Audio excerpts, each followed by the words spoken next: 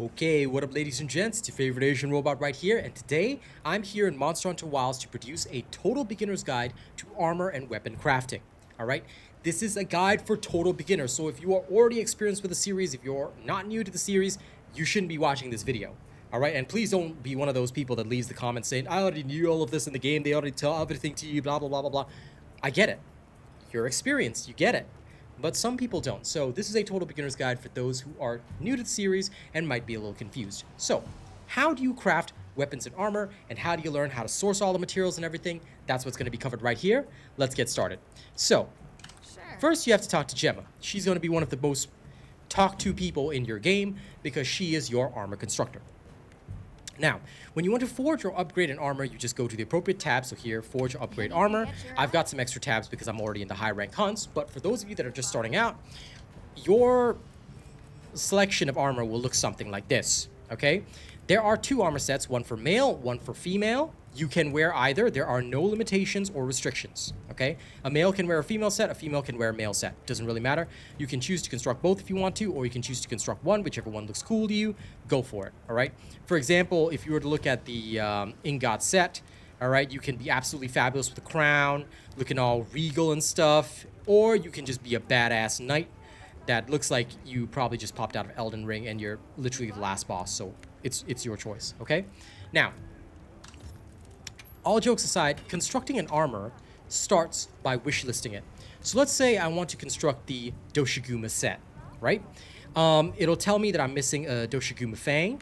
I've already got the fur, hide, and all that because I've already gone through these hunts several times.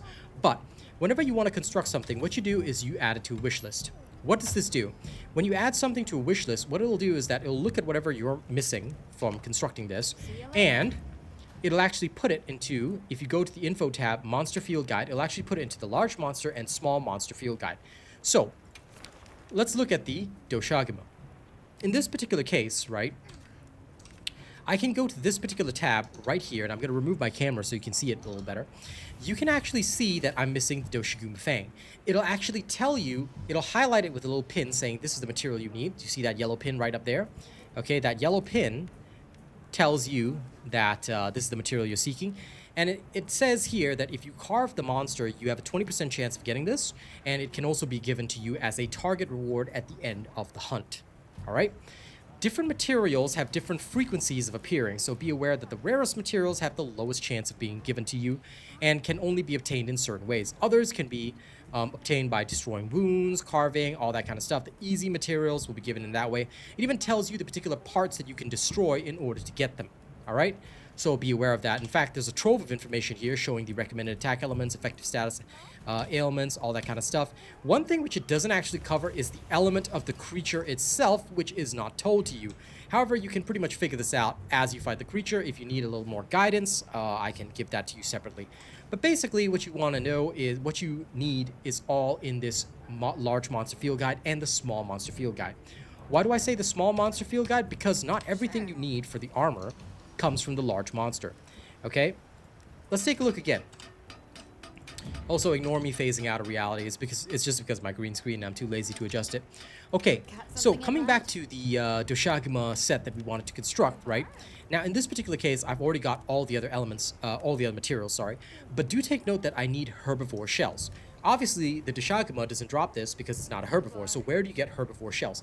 This is why the small monster guide is also important. Let's take a look at it right now.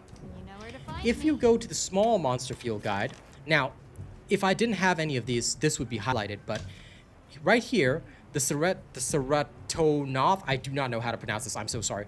The Ceratonoth actually drops the herbivore shell right here. And if you did not have any of these, all right, this would be shown to you, okay, with a little pin, just like it was for the Doshiguma. So that is basically how you get all the materials to construct stuff. That being said, some of the other materials also come from smaller creatures, like, for example, for the Kongalala set, you're going to need the brute bones from the Kongas, you know, all that kind of stuff.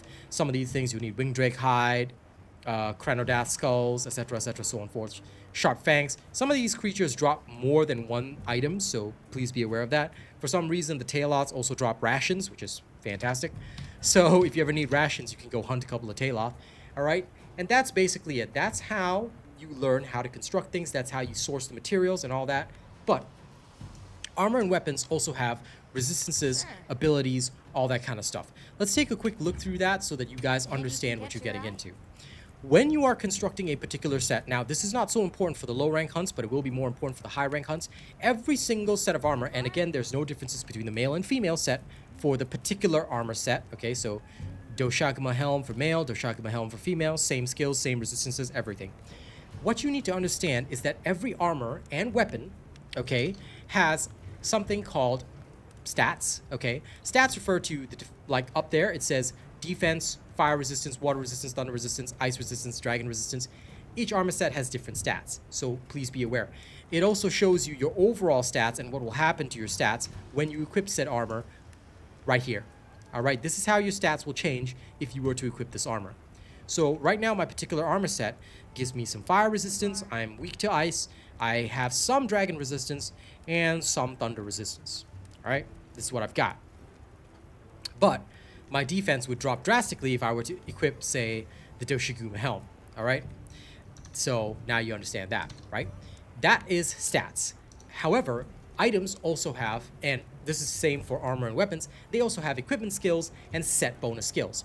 What you need to understand is that, okay, skill info, sorry. The equipment skills, all right? Equipment skills will give you a level in that particular skill simply by equipping that item. So for example, the Doshiguma helm gives me 1 level into free meal. Free meal goes up to 3 levels. If I were to equip 3 different armor pieces, all of which have 1 level in free meal, I would actually get the full bonus of free meal. All right, so let's take a look at that again. In the Doshiguma set, you've got free meal here, and free meal here. All right, so if you were to equip the legs, the greaves, the mail, and the helmet, you would actually get the level 3 bonus of free meal. This means that free meal would have a 50% chance, 45% chance of activating whenever you consume an item. And what does free meal do? It tells you here, gives you a predetermined chance of consuming a food or drink item for free. Now, some of these weapon effects are a little bit confusing, but you can always ask about them, or you can Google it. Most of the time I spend like Googling what these do. But equipment skills are not the only skills that there are. Every armor set also has other stuff. All right, take note that there are things called, if you take a look here, there are set bonus skills, all right, and group skills for other things. What is the difference between a group skill? For example, the Balahara has a group skill scaling prowess. And what is the difference between that and a set bonus skill? A group skill, all right, means that you can mix and match. For example, if you were to equip 3 pieces of armor, even from completely different armor sets that have the group skill scaling prowess, you would get the group skill, all right? Taking a look at this, please take note that when it comes to group skills, right, it'll tell you how many armor pieces you actually need to have in order to trigger the group skill. It does not trigger if you do not meet the minimum requirements, all right? So if you don't have 3 pieces of this armor, you do not get Master Mounter, all right? However, there is also something called, all right, in this particular case, it's called set bonus skills. Set bonus skills are a little bit different. Set bonus skills actually require you to have a 4 set of the Doshiguma specifically. So you need to equip at least 4 pieces of the Doshiguma to get Powerhouse. Powerhouse would give you extra attack after a successful power clash or offset attack. So basically, if you do not have 4 pieces of Doshiguma, you do not get this bonus. So you can mix and match, but you'll be missing out on some of these. All right, so this is why you definitely want to mix and match sets in future, but you have to adjust exactly how much you're mixing and matching, what's the minimum requirement, etc., so on and so forth. You gotta assuming you want these set bonuses, you gotta meet the minimum requirements. Otherwise, you don't exactly get the bonuses. All right, so be aware of that. And that's basically it. Okay, that's basically it for armor. Weapons are exactly the same, no difference. Let's take a look at a random bow. All right, so here, if I were to take a look at this, my bow only has equipment skills. In fact, for all weapons, I don't believe they've got any set skills. All right, just looking around any of these, if I'm wrong, please do tell me. But as far as I know, none of these actually have any group skills because a weapon is a singular item anyway. All right, most weapons just have an equipment skill. They've got stats just like every other armor piece. However, take note that weapons don't just have weapon stats, don't just have attack stats. They also can potentially have defense bonuses. All right. Sometimes the defense bonus is not 0. Sometimes you'll see 20 or 40. It means that when you equip that particular weapon, you actually get more defense, which is pretty awesome. Affinity refers to the critical hit rate of a weapon, but please take note that weapons can have negative affinity. The G Doshiguma set is one that actually has negative 15% affinity, which means that 15% of the time, your shot's actually going to deal less damage. There's a negative multiplier, so please be aware of that. All right, you don't just want to take into account the attack or the element of the weapon. You want to also take into account affinity, because sometimes the negative affinity weapons, they don't really do so well. I construct them for fun, but I don't actually enjoy using them quite often because they usually kind of ruin your damage. All right, just saying. And that is basically it for weapons and armor. I hope this beginner guide has helped you guys out. I hope this beginner guide will help you guys understand a bit more about how to go about the game, you know, how to construct your armor, what to look for, all that kind of stuff.